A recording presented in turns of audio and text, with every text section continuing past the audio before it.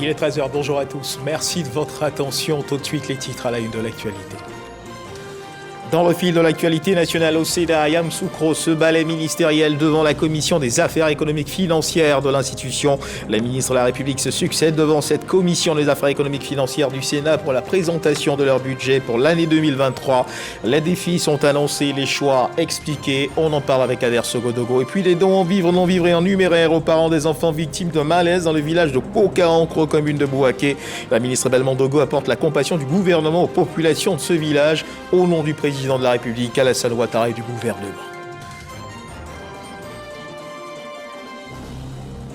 Le gouvernement britannique a annoncé ce jeudi son intention d'assouplir considérablement en juin 2024 les restrictions sur le transport de liquide en bagages de cabine pour les déplacements en avion à la faveur des progrès technologiques facilitant les contrôles. Voilà pour l'essentiel. Madame, Monsieur, bonjour et merci de nous suivre. Direction les États-Unis d'Amérique où le Premier ministre Patrick Hashi poursuit sa visite de travail à Washington en marge du sommet des leaders États-Unis-Afrique où il représente le président de la République Alassane Ouattara. Patrick Hashi, le chef du gouvernement, enchaîne audience et séance de travail. Ce jeudi, il a rencontré Alice Albright, présidente du MCC, le Millennium Challenge Corporation. On fait le point avec Alexis Ouedraogo. À Washington, le chef du gouvernement poursuit ses rencontres. Mercredi, Patrick Hashi était au MCC. Le programme qui soutient des projets du secteur éducation-formation se satisfait de l'état d'avancement des différentes étapes. Bien avant, représentant le chef de l'État, le Premier ministre a pris part à l'ouverture de l'US Africa Leaders Summit avec au centre des échanges la sécurité alimentaire. Nous sommes un géant en matière de production agricole, l'agriculture de rente, que ce soit le cacao, que ce soit la noix de cajou, que ce soit l'EVA, toutes ces productions que nous avons ont le même problème, le taux de transformation local pour pouvoir retenir la valeur ajoutée, créer des emplois et croître. Donc pour cela, nous avons bien sûr besoin de capital, nous avons besoin de partenaires, nous avons besoin de savoir-faire et les Américains dans ce domaine-là ont bien sûr une très grande longueur d'avance et aujourd'hui sont parmi les meilleurs au monde. Donc nous avons dit que nous étions intéressés à échanger avec eux pour voir dans quelle mesure ils pourraient venir en Côte d'Ivoire, investir et dans un partenariat gagnant-gagnant nous permettre de transformer beaucoup plus nos matières premières afin d'avoir et de capter cette valeur ajoutée. Pour le chef du gouvernement, les défis entre la Côte d'Ivoire et ses partenaires dont les États-Unis sont multiformes et il faut faire davantage d'efforts pour les affronter. Donc il y a de grandes transformations à faire pour pouvoir approvisionner les populations en quantité, en qualité, mais même au-delà de ça, de pouvoir exporter les produits alimentaires. Donc les défis que nous avons au niveau de la production pour pouvoir produire tout le long de l'année en quantité suffisante toutes les productions nécessaires, mais également les questions d'éviter les pertes post-récolte, donc les questions de stockage, les questions de transport, mais également les questions de distribution. Et la Côte d'Ivoire est résolument engagée à la transformation de ses productions locales les années à venir. Et toujours aux États-Unis, dans le cadre de ce sommet États-Unis-Afrique, notons qu'au deuxième jour de cette réunion internationale, le président américain Joe Biden s'est adressé à ses pairs pour se féliciter des résultats concrets. 15 minutes de discours pour présenter 15 milliards de dollars d'accords et de contrats signés en vue de performer et d'améliorer les différents secteurs aussi variés que la santé, l'agriculture, les transports ou les nouvelles technologies. Notons qu'il a ajouté ce sont des investissements à long terme qui vont bénéficier vraiment aux gens, créer de nouveaux emplois bien payés, y compris ici aux États-Unis, et élargir les opportunités de tous nos pays pour les années à venir, s'est exprimé le président américain Joe Biden. Retour en Côte d'Ivoire, 1725 mètres carrés. C'est la superficie du site qui abrite le nouveau siège de l'Office national de la protection civile, ONPC, un bâtiment principal R+4 qui présente toutes les commodités modernes. 2 milliards 300 millions de francs CFA ont été investis par le Trésor public pour sa construction. Il compte une salle de gestion de crise dotée d'un mur d'images qui à terme permettra de suivre en temps réel la gestion de toutes les situations d'urgence signalées sur le territoire national. Le ministre d'État, ministre de la Défense, Téné-Birima Ouattara, représentant le vice-président de la République de Côte d'Ivoire, Timo Komile Koné, a procédé à l'inauguration de ce siège flambant neuf. C'était en présence de plusieurs autres membres du gouvernement, de partenaires opérationnels de l'ONPC et du système des Nations Unies en Côte d'Ivoire. Walter Amadou Ouattara. Situé à quelques encablures du lycée technique dans la commune de Cocody, cet imposant bâtiment est le tout nouveau siège de l'Office national de la protection civile, ONPC. Le premier responsable des lieux ne cache pas sa joie. Notre joie est d'autant plus grande. Nous disposons aujourd'hui d'un cadre de travail nettement amélioré et propice au renforcement de la qualité des services rendus à nos populations. Après plus d'une dizaine d'années passées à l'étroit, soyez assurés de notre engagement à faire un bon usage des locaux mis à notre disposition. Cette administration des pompiers civils de Côte d'Ivoire fait partie des infrastructures de protection civile prévues par la loi de programmation des forces de sécurité intérieure 2016-2022. Cet édifice est bâti sur une superficie de 1725 mètres carrés. Les travaux ont démarré le 17 septembre 2018. Au total, la construction de ce bâtiment a coûté au Trésor public un montant total de 2 359 221 383 francs.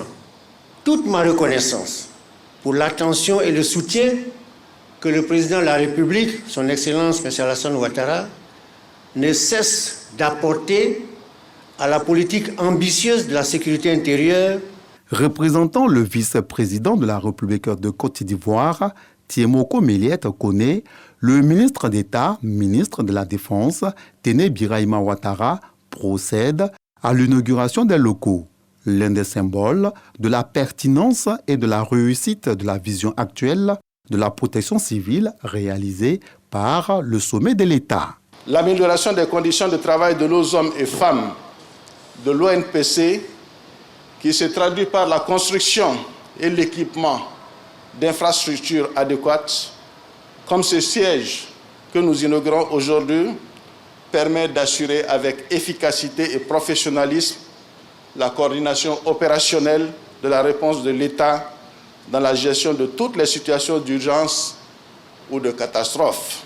Avec cette ouverture officielle est prévue bientôt une salle de gestion des crises dotée d'un mur d'images qui, à terme, permettra de suivre en temps réel la gestion de toutes les situations d'urgence sur le territoire national.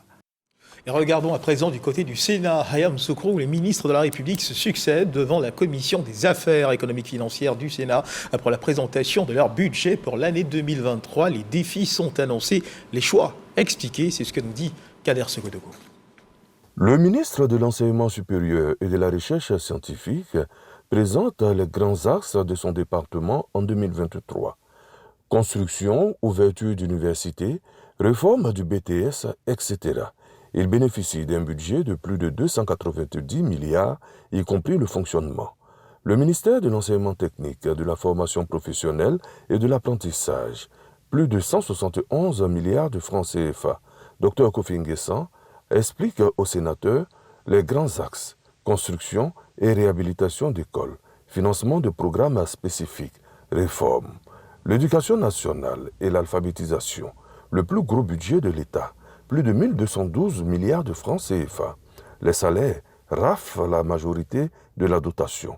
Toutefois, professeur Mariatou Koné entend continuer toutes les réformes pour une école de qualité. Un sentiment qui anime tout le secteur éducation-formation.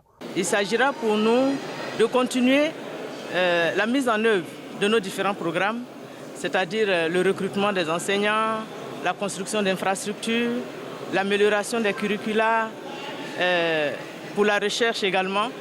Et donc, pour 2023, c'est essentiellement la poursuite des activités engagées en 2022. Administration générale et développement économique. Ministère de l'économie et des finances, plus de 133 milliards de francs CFA. Budget et portefeuille de l'État, plus de 392 milliards de francs CFA. Ministère du plan et du développement, plus de 27 milliards de francs CFA.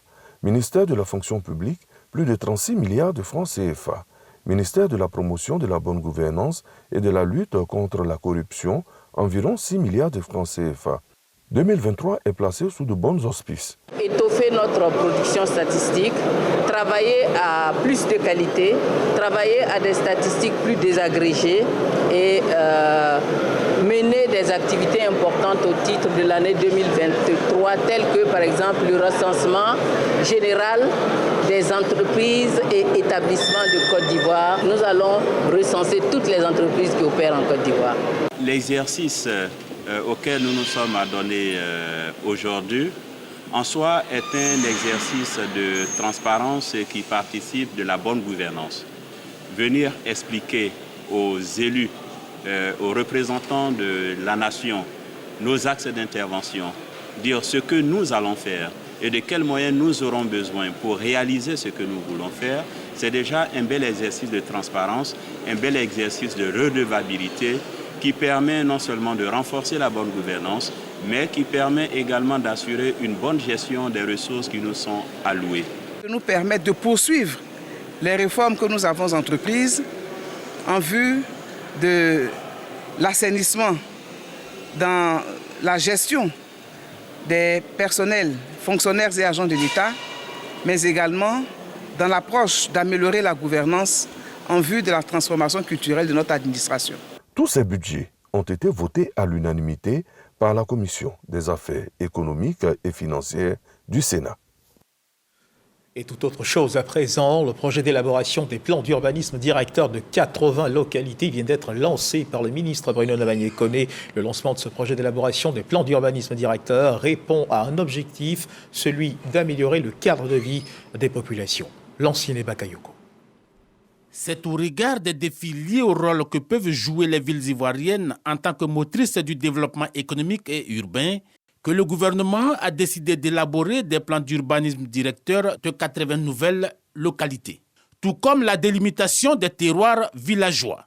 Notre objectif, c'est de faire en sorte que le cadre de vie de nos populations soit assaini, soit sûr, soit facilité, mais qu'il soit agréable également. Et tout cela fait partie des missions qui sont confiées à nos spécialistes, aux urbanistes en particulier. Pour la réalisation de ce projet destiné à améliorer de façon durable le cadre de vie des populations, les acteurs locaux, notamment les maires, les préfets et les sous-préfets, sont appelés à appliquer scrupuleusement les règles éditées et les urbanistes devraient travailler avec une conscience professionnelle avisée. Il s'agit d'une poubelle en faveur de nos jeunes urbanistes qui trouvent dans ce projet le théâtre idéal pour l'expression des savoir-faire. Mais également, ce projet contribuera à la création de 2000 emplois indirects. Cette nouvelle politique vient régler deux problématiques. La première, c'est la planification urbaine des centres secondaires qui, comme on peut le voir partout en Côte d'Ivoire, est peu maîtrisée. La deuxième problématique, c'est justement, c'est encore ce développement urbain peu harmonieux, hypothéqué malheureusement par l'incivisme, par la méconnaissance ou la mauvaise application des règles. Selon le recensement général de la population et de l'habitat effectué en 2022, au moins 52% d'Ivoiriens vivent en ville. À suivre à présent cette action de portée sociale posée par la ministre de la Solidarité et de la lutte contre la pauvreté, Belmondo Dogo, des dons en vivres, non-vivres et en numéraire aux parents des enfants victimes de malaise dans le village de Pouka-Ankro, dans la commune de Bouaké. À travers cette action, la ministre de la Solidarité et de la lutte contre la pauvreté, Miss Belmondo Dogo, traduit sa solidarité et son soutien à la communauté villageoise de Pouka-Ankro au nom du président de la République, Alassane Ouattara, et du gouvernement. La ministre avait à ses côtés plusieurs autorités locales. Le reportage est signé Geneva Ouattara et Soro Corona. La ministre de la Solidarité et de la lutte contre la pauvreté à Pouka-Ankro, village de la commune de Bouaké. Miss Belmondo Dogo est venue présenter la compassion et le soutien du gouvernement aux familles des enfants victimes d'un mal mortel dont les faits remontent dans la nuit du 2 au 3 décembre dernier. La ministre était accompagnée d'une forte délégation qui comprenait le ministre des Transports, Amadou Koné, cadre de la région du Béké et des autorités locales. Au nom du président de la République et du gouvernement, Miss Belmondo Dogo offre des vivres, non-vivres, un soutien financier aux familles éplorées et à celles des enfants sortis d'hospitalisation. Le gouvernement se tient aux côtés du village. Nous l'avons dit, notre responsabilité n'est pas d'accuser X ou Y. Le ministère de la Justice, le ministère de l'Intérieur, le ministère de la Santé sont en charge pour situer les responsabilités. Mais le plus important pour nous était de venir dans ce village, apporter la compassion du gouvernement et dire aux parents que le président de la République se tient à leur côté. Tout le soutien qui est apporté donc aux enfants, aux parents, aux chefs, sont des soutiens qui nous reconfortent. Nous ne sommes pas étonnés parce que le gouvernement et Madame la ministre ont toujours été aux côtés donc, des populations sinistrées. Occasion pour le chef du village de Kokankourou de traduire toute la reconnaissance des parents des victimes au président de la République Alassane Ouattara à travers la ministre de la Solidarité et de la lutte contre la pauvreté. Le drame est venu, on ne sait pas d'où. Et si aujourd'hui le président et son gouvernement ont pensé à moi, ça me va droit au cœur. Ça fait droit au cœur. Donc je remercie le président et son gouvernement. Sur 20 enfants victimes, le bilan fait état de 6 décès et 14 guéris, sortis du CHU de Bouaké et retournés en famille. Le projet Filets sociaux, on en parle maintenant, Filets sociaux productifs. Pour la petite histoire, c'est un projet mis en place par le gouvernement ivoirien pour aider les populations les plus pauvres des zones rurales. Projet financé par la Banque mondiale. Il consiste à payer une allocation trimestrielle de 36 000 francs CFA par transfert électronique aux ménages bénéficiaires en vue de les aider à subvenir à certains de leurs besoins primaires. À partir de ces transferts, les bénéficiaires de 11 localités de Ouaninou dans le Bafing ont créé ce qu'on appelle des associations villageoises d'épargne et de crédit. Ils ont réalisé des projets collectifs pour l'amélioration de leurs conditions de vie et épargné sur un cycle bien précis. Ces associations ont été mises en compétition. La cérémonie de récompense et de partage des fonds épargnés s'est tenue à Ouaninou en présence de la ministre Miss Belmondo Dogo et du ministre Moussa Sanogo. F. Boué pour le reportage. Depuis 2019, le village de Vaïdigou, situé à 5 km de Ouaninou dans le Bafing, est éligible au projet Filets socio-productifs avec 63 bénéficiaires. Grâce à ces transferts monétaires trimestriels de 36 000 francs CFA, les bénéficiaires subviennent à leurs besoins primaires. Quand je reçois les 36 000, d'abord, le moment n'est pas encore arrivé, en tout cas j'ai déjà classé. D'abord je classe, l'autre pour la santé, l'autre pour la scolarité. En plus, les bénéficiaires de Vaïdougou ont mis en place 4 associations villageoises d'épargne et de crédit avec. Ils ont réalisé des projets collectifs, à savoir la culture de maïs, d'arachide, d'haricots et l'élevage de poulets africains. Pour un cycle de cotisation d'avril à décembre 2022, les 4 avec de Vaïdougou ont épargné plus de 8 200 000 francs CFA. Pour ces bons résultats et ces bonnes pratiques, Vaïdougou remporte le premier prix du concours des AVEC de Ouaninou avec 11 localités en compétition. La cérémonie de partage de fonds et de récompenses des 5 premiers lauréats se déroule à Ouaninou en présence de la ministre de la Solidarité et de la lutte contre la pauvreté et le ministre du Budget et du portefeuille de l'État, cadre du Bafing. Pour le gouvernement, le projet Filets socio-productifs est l'un des meilleurs favorisant l'inclusion socio-économique des plus démunis. Les filets sociaux, c'est une aide. C'est une aide, ce n'est pas un salaire. Alors donc, c'est essentiellement pour aider les populations à faire en sorte qu'elles puissent sortir d'une situation fragile. En tout cas, on peut se réjouir que des villages ont été capables de mobiliser jusqu'à 12 millions dans des zones rurales pareilles. C'est vraiment impressionnant. Qu'avec 36 000, chaque 3 mois, les parents peuvent s'en sortir parce qu'ils apprennent à utiliser cet argent-là. Cet argent sert à quelque chose. Ils apprennent à utiliser cet argent. C'est vrai que ça peut paraître peu. Avec 36 000, l'Ivoirien peut s'organiser et s'en sortir si les mesures d'accompagnement sont là et ils ont les agents communautaires qui les encadrent à comment utiliser cet argent, qui les encadre, à les amener à avoir une activité génératrice de revenus parce que pour le président de la République, ce n'est pas de les maintenir dans l'état de vulnérabilité, mais de les amener à en sortir. Les 5 lauréats ont reçu du matériel composé de tricycles, de broyeuses manuelles, de motopompes et des numéraires. Ici à Abidjan, le mardi 12 décembre dernier, la tribune Tout Savoir du Centre d'information de communication gouvernementale, en abrégé le CICG, était consacrée à la propriété intellectuelle. Que renferme la notion de propriété intellectuelle? Que peut-on protéger en matière de création? Comment protéger ses œuvres? Quels avantages à le faire? Autant de questions abordées lors des échanges, les éléments de réponse dans ce reportage de Khalil Diomandé et Didier Nguessan. La notion de propriété intellectuelle renvoie aux règles juridiques permettant de protéger une œuvre issue de l'imagination d'un individu, notamment les œuvres littéraires ou artistiques ou encore les inventions industrielles ou technologiques. À la tribune Tout ça va su, le directeur de l'Office ivoirien de la propriété intellectuelle passe au peigne fin toutes les composantes du sujet.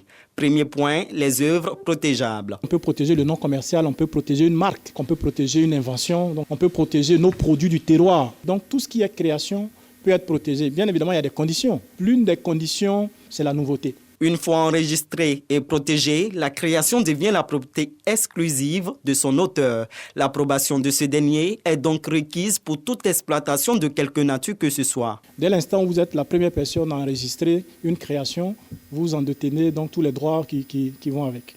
Par exemple, une marque qui est protégée et que d'autres personnes utilisent abusivement, vous êtes en droit de saisir le Comité national de lutte contre la contrefaçon.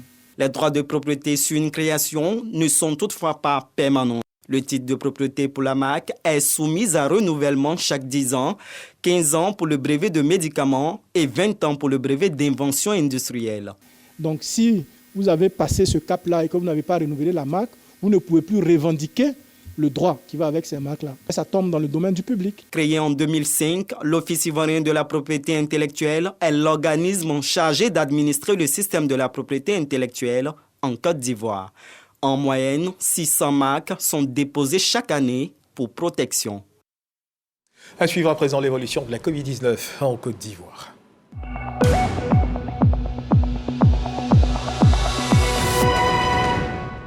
Le ministère de la Santé et de l'Hygiène publique de la couverture maladie universelle a enregistré hier mercredi 14 décembre 2022 3 nouveaux cas de Covid-19 sur 307 échantillons prélevés, soit 1% de cas positifs, 1 guéri et 0 décès. À la date du 14 décembre 2022, la Côte d'Ivoire, notre pays, compte donc 87 905 cas confirmés, dont 87 060 personnes guéries, 830 décès et 15 cas actifs. Le nombre total d'échantillons est de 1 658 231. Le 13 décembre 2022, 135 900 doses de vaccins ont été administrées, soit un total de 23 133 174 doses du 1er mars 2021 au 13 décembre 2022. Et on continue de parler de santé, surtout de l'amélioration de l'offre. Le commissaire général du gouvernement, le contre-amiral Ange Kessi, vient de faire don d'un centre de santé au village d'Anekro, dans la sous-préfecture d'Ara, à travers ce dont le procureur militaire veut contribuer à l'amélioration de l'offre de santé aux populations de ce village, ce qui leur permettra d'éviter à coup sûr de parcourir de longues distances pour se rendre dans les villes voisines. Herman Yamia. Le contre-amiral Ange Kessi Kwame Benna, résolument engagé dans le social dans sa localité à Ara. Après le village de Kwadiokro, où il a offert une cantine scolaire à l'école primaire et 2 salles de classe, une salle informatique plus un bureau pour les éducateurs et des latrines au lycée moderne d'Ara en 2020, le voici encore dans le village d'Anekro, situé à une dizaine de kilomètres d'Ara. Cette fois-ci, pour remettre les clés d'un centre de santé qu'il a offert aux populations. Ne nous demandons pas ce que l'État a fait pour nous, demandons-nous ce que nous avons fait pour l'État. L'État, c'est un peu comme un père et une mère. Lorsque vous êtes bébé, c'est eux qui vous nourrissent jusqu'à ce que vous ayez des dents. Et lorsque eux ils perdent leurs dents, c'est à votre tour de les nourrir. C'est comme ça que je comprends les choses.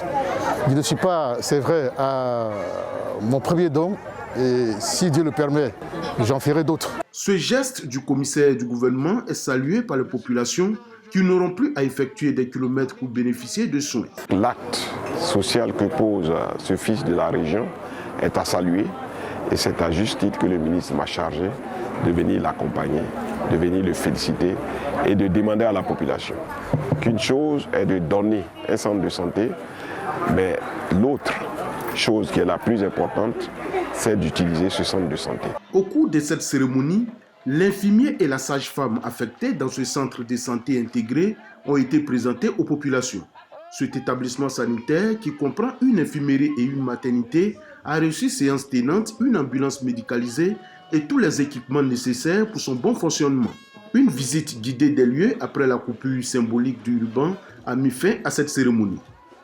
Un reportage signé Herman Yamien à Ferry, chef-lieu de sous-préfecture dans la région de Lamé. La lutte contre les violences faites aux femmes et aux filles était au centre de la cérémonie marquant les 16 jours d'activisme engagés dans le cadre des violences basées sur le genre, sur initiative de l'ONG CARE International et ses partenaires, autorités administratives, religieuses, coutumières et les populations dans leur diversité se sont mobilisées pour dire non aux violences basées sur le genre.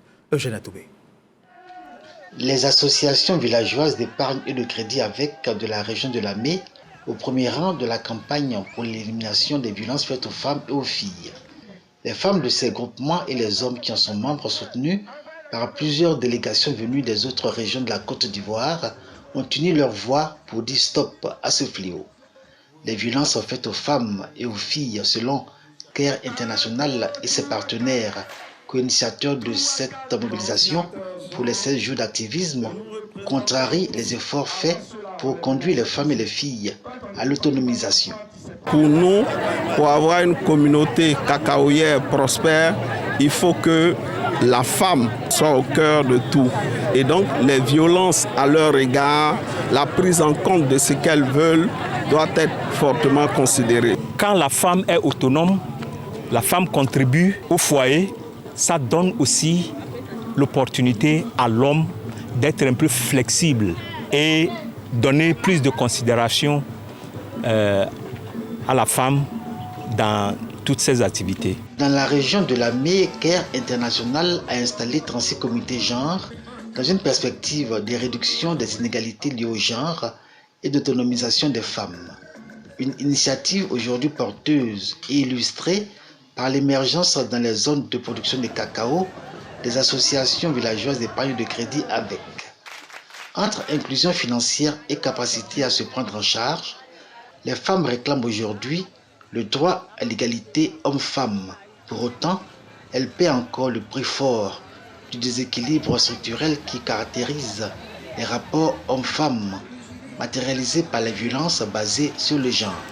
Quand nous sommes informés d'un cas, nous ne devons pas hésiter, nous devons dénoncer, nous devons dire, parce qu'aujourd'hui, l'État est avec les victimes, la justice est avec les victimes, vous n'êtes pas seuls. Les violences faites aux femmes et aux filles se déclinent en mutilation génitale, violences sexuelles, mariage précoce, maltraitance psychologique et émotionnelle et déni de ressources. Des pratiques qui portent atteinte aux droits fondamentaux des femmes devant lesquelles la communauté est appelée à agir avec vigueur et véhémence au nom de la solidarité. Le groupement des transporteurs et conducteurs de Côte d'Ivoire a un nouveau président. Son nom, Adama Touré, porté à la tête de ce groupement par ses pairs. Le nouveau président a de grandes ambitions et entend travailler pour le bien-être de ses membres. Frédéric Olaï et Jean-Marie Tchalchi. Le domaine du transport représente 7 à 12% du produit intérieur brut national, selon le ministère de tutelle. Au vu de ce constat, les acteurs du secteur s'organisent afin d'améliorer leurs conditions de travail. Comme illustration, le groupement des transporteurs professionnels de Côte d'Ivoire tient son premier conseil d'administration. Adama Touré est désigné nouveau président. Il traduit sa reconnaissance à ses pairs. Il s'engage à œuvrer pour un dynamisme nouveau dans le secteur des transports. Nous nous mettons à l'ère du temps. Nous sommes dans un pays où il y a l'émergence en cours. Vous voyez que la Côte d'Ivoire, il y avait seulement 2 petits ponts à Abidjan. Aujourd'hui, les ponts, on ne les compte plus. Donc, c'est ce qui explique cela. Quand le monde évolue, si tu n'avances pas, tu vas reculer.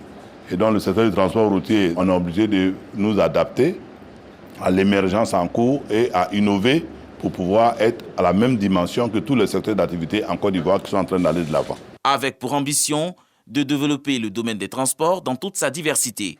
Adama Touré ouvre un champ de confiance entre les acteurs et une collaboration avec les bailleurs de fonds et les concessionnaires. Le conseil d'administration du groupement des transporteurs professionnels de Côte d'Ivoire enregistre 22 membres. Troisième et dernier titre de ce journal, le gouvernement britannique a annoncé ce jeudi son intention d'assouplir considérablement en juin 2024 les restrictions sur le transport de liquide en bagages de cabine pour les déplacements en avion à la faveur des progrès technologiques facilitant les contrôles, d'autant qu'actuellement seuls les contenants de liquide de moins de 100 ml sont autorisés en cabine dans les aéroports internationaux du monde entier, à condition bien sûr d'être placés dans des sachets transparents au contrôle de sécurité. Et c'est sur cette information que se referment les pages de cette édition. Merci de nous avoir suivis. Agréable début d'après-midi. Dieu garde la Côte d'Ivoire.